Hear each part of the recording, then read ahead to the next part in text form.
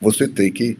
O que está impedindo que o Senado exerça o papel para o qual ele está constitucionalmente armado e destinado de conter o abuso de poder do Supremo Tribunal?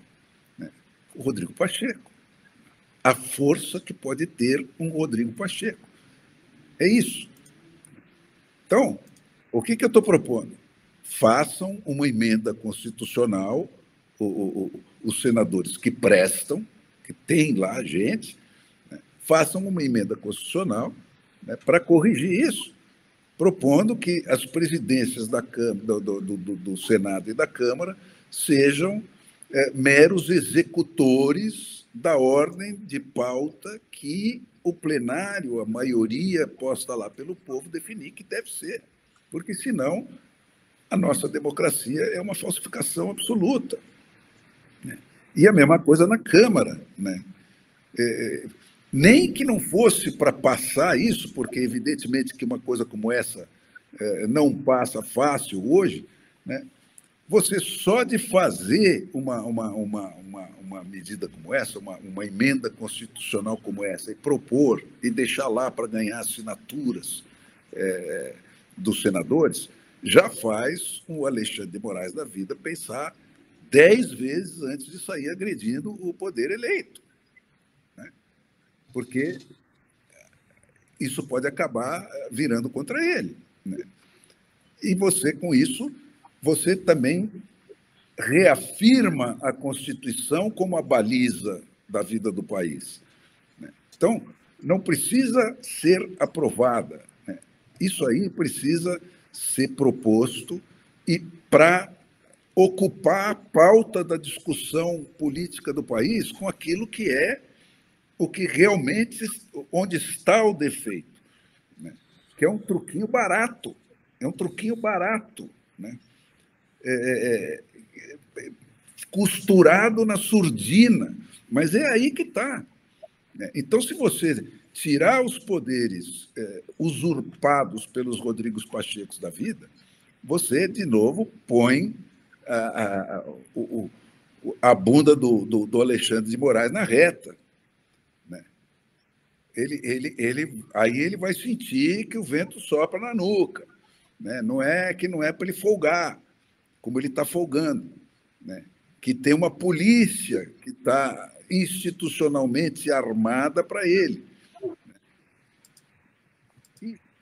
E, junto com essa, eu proporia a outra emenda constitucional, que eu tenho mencionado aqui, destinada diretamente essa para o Supremo Tribunal, com as 4 proibições, que é de se manifestar fora dos autos, precisa acabar com essa coisa de televisão para esses caras desbundarem na sua vaidade sem medida e fica aqueles caras tudo...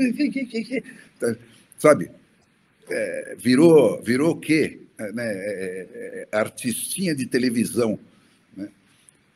Então, tem que ter essa proibição de se manifestar fora dos autos, a proibição de decidir qualquer coisa monocraticamente, porque isso é um absurdo por qualquer ponto de vista que se analise essa questão, a proibição de produzir qualquer tipo de lei que já existe na Constituição, todas essas já de alguma forma já existem, mas você fazer uma PEC agora, você reafirma isso, você reafirma que é a Constituição que manda, e a proibição, redefinir o papel do Supremo, como ele é em todas as democracias, de meramente tratar da constitucionalidade das leis que o Legislativo produz, que é quem está autorizado pela Constituição como representante do povo, de quem emana todo o poder a produzir lei.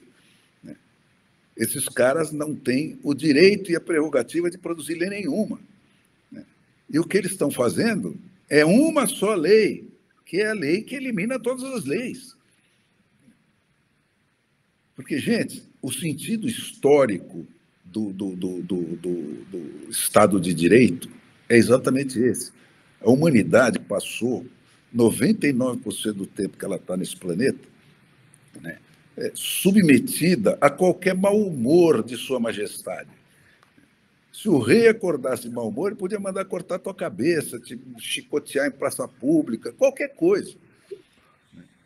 Até que, depois de muita luta, muito sangue, muito suor, né, se estabeleceu essa coisa. Olha aqui, vamos ter uma lei que é conhecida de todo mundo.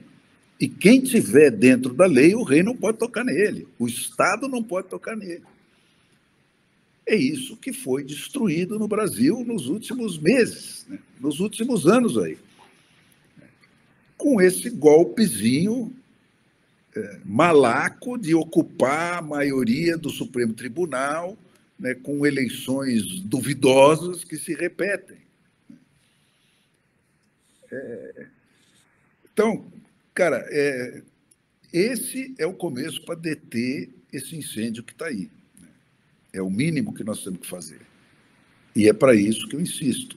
Se o povo brasileiro não for em massa para a rua, né, pedindo coisas como essas, exigindo coisas como essa, né, nós vamos para um buraco, olha, que eu nunca imaginei que um país como o Brasil pudesse cair. E a maneira de escapar disso é a utopia que eu proponho, que é uma utopia perfeitamente alcançável, né, que não é uma invenção minha, né, é o remédio que os suíços inventaram e os americanos adotaram e aperfeiçoaram, e eles foram trocando figurinhas, né, e todo mundo que funciona hoje usa, né, que são os 5 pilares fundamentais da democracia. Primeiro, um sistema concreto de representação, né, que você só consegue com o voto distrital puro, né, onde, pelo endereço da pessoa e providenciando que cada candidato só possa se oferecer a um distrito eleitoral, né, você sabe, tendo você votado nele ou não, quem é o seu representante em cada casa legislativa, seja na municipal, seja na estadual, seja na federal. E você permanece dono desse mandato antes, durante e depois da eleição, principalmente. Porque a representação só existe quando o representado manda no representante. Se ele não mandar, o cara vai trair ele, impunemente. Então, as 2 primeiras ferramentas é o voto distrital puro e o recall, né, a retomada de mandato. Você passa uma lista de assinaturas, né, no seu distrito eleitoral, e se você colher 10% ou 15%, depende do que você estabelecer na sua lei, né, das assinaturas que correspondem a 10% ou 15% dos votos que o cara teve para se eleger, você convoca outra eleição no seu distrito e destitui o cara. E aí, esse cara passa a viver sob o mesmo regime que você vive. Você trabalha para quem tem o poder de te demitir. Porque se você não trabalhar, você vai ser demitido e não come mais. Você está fora do mercado, você está fora da vida. Com essas 2 na mão, esses povos, como os suíços, os americanos e outros que adotaram esse sistema, né, conseguiram outros direitos, passar outros direitos fundamentais. As leis de iniciativa popular, né, que são feitas desse mesmo jeito, quer dizer, você propõe uma lei, se você colher aquele número de assinaturas, seja uma lei municipal, estadual ou federal, né, aquela lei vai para a cédula da próxima eleição, e se a maioria das pessoas topar aquela lei, votar sim, essa lei está posta e o legislativo não pode alterá-la, porque o legislativo é a segunda instância, a primeira é o povo. O poder emana do povo. E, para ter o mesmo efeito, ao contrário, o referendo das leis dos legisladores. Se o legislador faz uma lei sacana, você passa uma lista e você convoca uma votação para desaprovar aquela lei e joga a lei fora. E o quinto elemento é o controle direto do judiciário pelo eleitorado. Do mesmo jeito, quer dizer, o judiciário se estrutura também por essa geografia de distritos. Você tem os distritos mais próximos, a primeira instância, você tem a segunda instância, e isso pode ser transformado em distritos. Então, nos Estados Unidos, vem na sua cédula, a cada 4 anos, da cédula da eleição, vem os nomes de todos os juízes que afetam o seu distrito, com a seguinte pergunta: o juiz fulano de tal permanece juiz mais 4 anos? Sim ou não? E se ele tomar um não, ele cai fora e o sistema põe outro.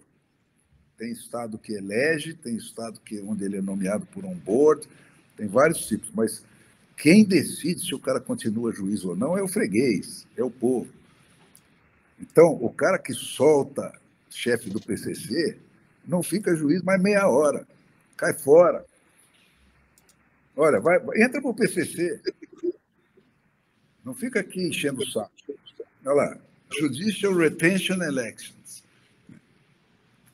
Desde as Supremas Cortes estaduais, que lá os estados têm Supremas Cortes, tem todas essas instâncias, os juízes são aprovados a cada 4 anos ou não pelos eleitores.